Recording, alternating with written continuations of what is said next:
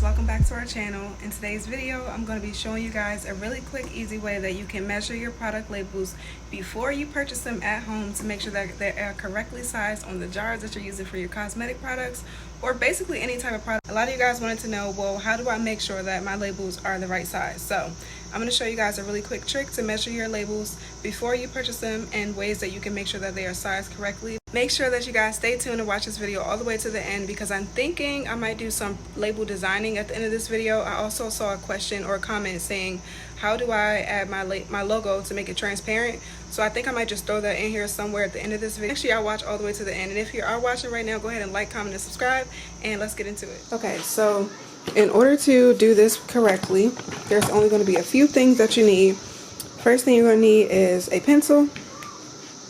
Next thing you're going to need is a piece of white printed paper or just regular white paper. Next thing you're going to need are your jars that you're trying to measure. These are what I'm using for example purposes. You're also going to need measuring tape. You can also use a ruler, but because most jars and things like that are round, I recommend using a measuring tape so it's easier to measure. Okay, so let's start with the 4-ounce glass Boston round bottle. I got these from containerandpackaging.com. I will make sure I link them down below for you guys. I absolutely love these jars. First of all, they're very thick, and I like the way that my oils and my body mist look inside of these jars. Anyway, so if this is the jar that I'm trying, or this is the bottle that I'm trying to measure, what I'm going to do is take my measuring tape, and you're going to start.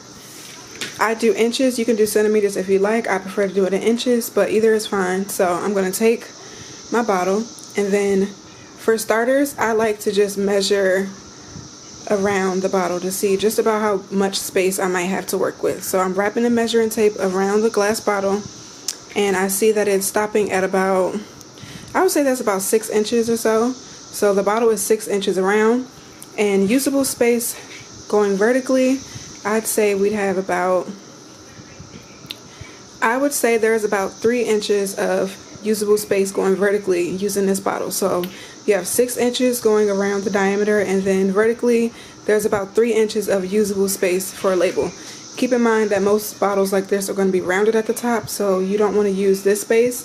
Your label is not going to be flush up against the bottle. So we have 6 inches going around, 3 inches vertically. Now, what I want to do is I want my label to fill up the center of this bottle and only be on the face. So this is just an example. You can do whatever you like for your bottles, but for me, I'm going to make sure that my bottle has just a label that's going to fit the face of the bottle. I don't want it to wrap around, and I don't want it to come too far up. So knowing that, what I'd like to do is I will take a piece of printer paper. What I'll do is, I like the way that this looks. There's 2 inches of space that I'm trying to cover on the front. It looks just about right. It's centered. It's not covering too much of the sides. It's only on the front. And then I'll also do it vertically and see if I like the way 2 inches looks this way. That looks good. I think I like 2 by 2. So after I'm done going around the bottle determining what I actually like, and this is just a rough draft, it's not going to be perfect, I will go ahead and sketch that out onto the paper. It doesn't have to be perfect. Keep in mind, you guys, this is just a rough draft just to see. I'm going to draw out 2 inches going vertically. And so now, as you can see, basically what I'm doing is coming up with like a rough draft of what a 2 by 2 inch label, that line is not straight, y'all. A 2 by 2 inch label might look like on this 4-ounce bottle. So now that I've got that drawn out, it's really simple. If you like, you can even make sure that you're writing the different sizes. I have that one. Now let's do another tester. Let's see what it would look like if I have 2 inches vertically, but I have like 3 or 4 inches going around the bottle. Taking my measuring tape again, just making sure that's 2 inches this way, or 2 inches going vertically. And then I also want to see what it would look like if I had it going 4 inches around the side. Okay, so let's try that. And I do recommend drawing out different sizes, and then you'll be able to see which one you actually like better after you're done. So So we're gonna do, I'm gonna say 4 inches. If it's 4 inches. And then 2 inches. Okay, my lines are not straight, y'all. This is a judge-free zone. And 2. All right, so this is 4 inches by 2 inches. So these are the 2 sizes that I'm going to play around with to see what I like on the actual jar. After you're done drawing them out, then I recommend cutting them, and I'll show you what's next in a sec.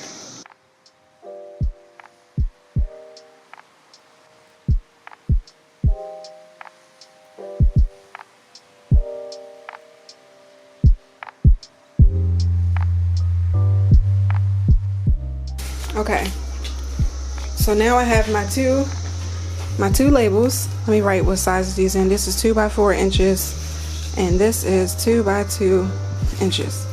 All right, you guys, so you got your labels. Now what you're gonna do is take your bottle again and place your label on your bottle and see what you like. Here's 2 by 4. With the 2 by 4, I have my label is centered in the middle of this bottle. It wraps around, but there's still some space in the back. So if this is something that you might be interested in, the way that this looks, you might like a 2 by 4 inch label for a 4-ounce Boston glass round bottle. So that's what I do. And even if you'd like, you could also tape this down. You could tape this down to see, you know, maybe I want to put it up against something like a backdrop, or like play around with photography to see what you like. That's basically everything I do. So I do the same thing for the 2 by 2 inches. It's really simple.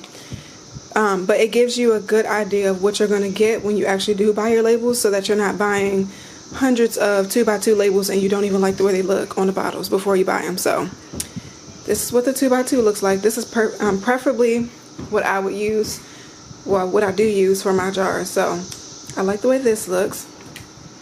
And then you could do the same thing for a plastic container just like this. Now, for example purposes, I'm going to show you how to do this one as well, but it is the same exact steps as what we just did with this glass bottle. You could do the same thing with the plastic container, but I'll just go ahead and show you guys an example. So for this example, I'm going to show you a label that is going along the side of the jar and also on the top. So let's start with doing the top side of this container. This is I believe this is a 4-ounce wide. This is a 4-ounce wide plastic container that I got from Amazon, I believe. I'll try to link these down below for you guys as well. The first thing I'm going to do is, again, take my measuring tape and see just about how much space I have to even use. I'd say that is about a little less than 3 inches across the top. So obviously you don't want it to be going from lid to lid, unless it's what you want. You could do exactly 3 inches, but I'd like it to have a little bit of space going around the outside, so I'll do about 2.5 inches. So now again, you're going to take your paper, and because this is a circle, it'd be easier if you had a compass to do a perfect circle, but we're just going to do a little quick sketch and see what happens. So I'm going to draw a circle in the middle. And then I'll do 2.5 inches like this. Please don't mind this, y'all. And just the way I'm making my circle, don't judge me. If you have a better way to do it, please go ahead and do it the better way.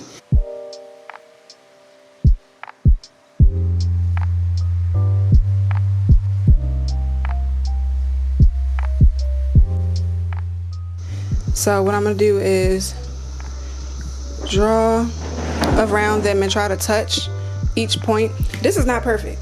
This is not in any way, shape, or form perfect, but actually this is my first time even doing something like this. Normally I would just do it along the side, but I'm trying to show y'all both examples, so bear with me. Okay, so let's see.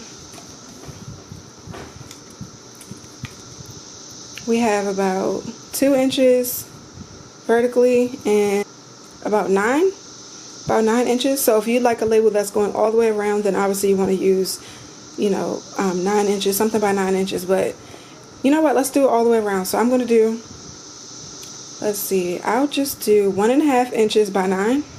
Yeah, let's do 1.5 by 9 and see what that.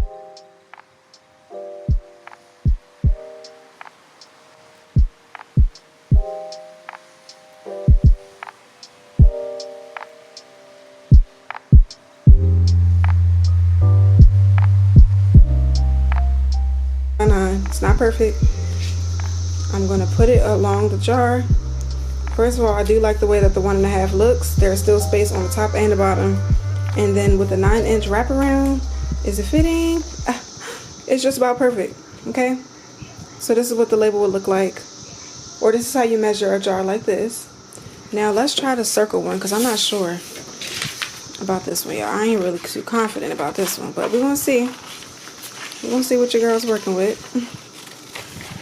And if you guys haven't seen the 2 new uploads on label designing and branding your business, I'll go ahead and link those up above right now for you guys. Go ahead and check those out.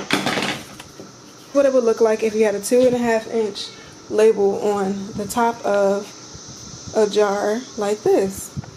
And this is not perfect, but I like that it is giving me a little bit of space along the outside of it. If you don't want to put a label on the whole side, or you could do both, it's up to you, but this is what I would do. So there you have it, y'all. That is how you measure your labels before actually. Okay, so really quickly before this video is over, I'm going to show you guys how you can use Canva to design some labels for the products that we just now worked on sizing correctly.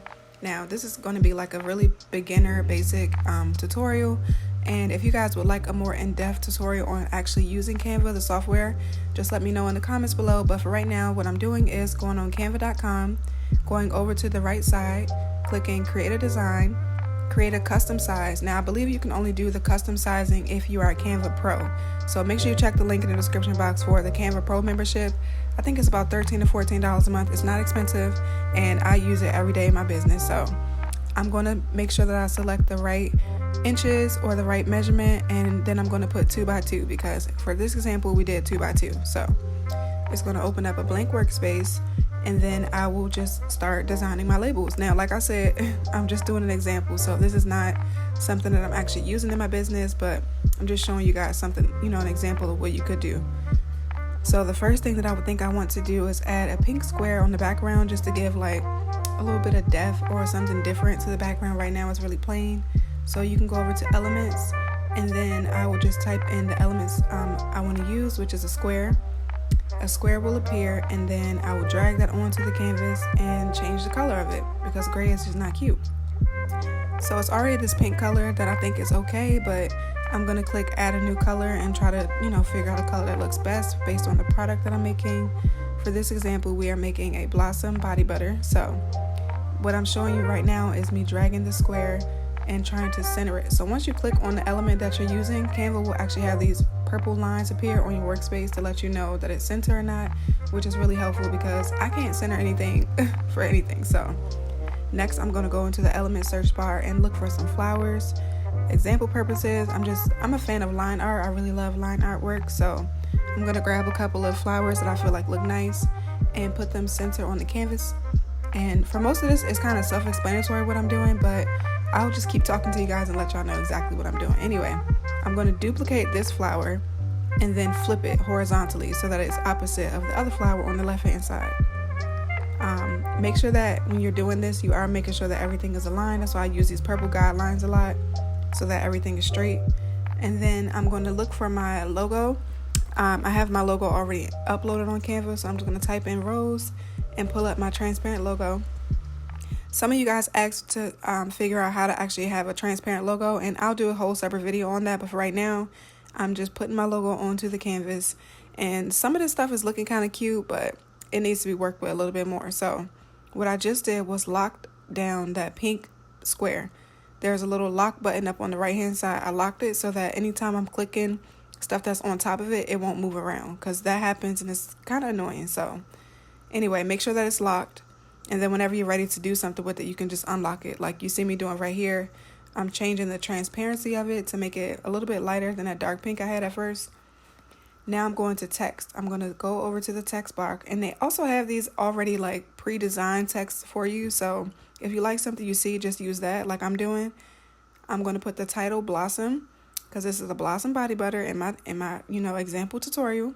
I'm going to change the color to a darker pink than the background. And I like this neon. Like this neon really pop off the label. I like this. See how that moved? See that? That's why you got to make sure it's locked. So now I'm going to move the flowers down because it's a little bit too close to the text. And you also want to include what the actual name of the product is. So some of you guys were asking, you know, what do I need to include on the actual product label? So the rule of thumb for me is to include every piece of information that you can on the label. So if you know for sure that you're going to be having ingredients other than shea butter in your body butter, make sure that you put all the ingredients. You want to be upfront, transparent, and completely honest with every ingredient that you're using so that you don't run into issues later. I'm not sure if this is like a requirement, anything like that. I'm just letting y'all know, just put every ingredient that you have, every single ingredient. Even if you feel like, oh, I only used a teeny drop of it, still put it on there. It's in there. You might not know what someone's allergic to or what, you know, someone's skin can actually have on it. So you also want to put the ounces or whatever unit of measurement you're using. So for me, I always put between 4 and 8 ounces on my body butters, just so that the customer knows exactly how much they're getting. And if they want to come back and order again, they know, oh, I got the 8 ounce, so I want to get another 8 ounce. Or that was too much, so I'm just going to get a 4 ounce. And then lastly, if you'd like, you can put the instructions on how to use it. It's not, I'd say that's something that you can put on your website too, but I like to have all that information on the product label as well. That's just something personal for me, because when I get a product, I want to read the label to see, well, how do I use it? It might seem self-explanatory, you just rub it on, but you never know. So make sure you include the instructions, and then that's pretty much it for this little quick tutorial on designing a label. Of course, if you guys want more in-depth videos or anything you have questions about, you can always put that down in the comment section below, and I'll try to get that video up or at least answer your question. And I'm sorry that this was so quick. This video was not supposed to be a design tutorial, but I decided to add something in here for you guys. So I hope you enjoyed this video, and if you did, please go ahead and give it a like and go ahead and subscribe. There'll be more entrepreneur tip videos like this coming out soon. So we'll see you guys in our next video.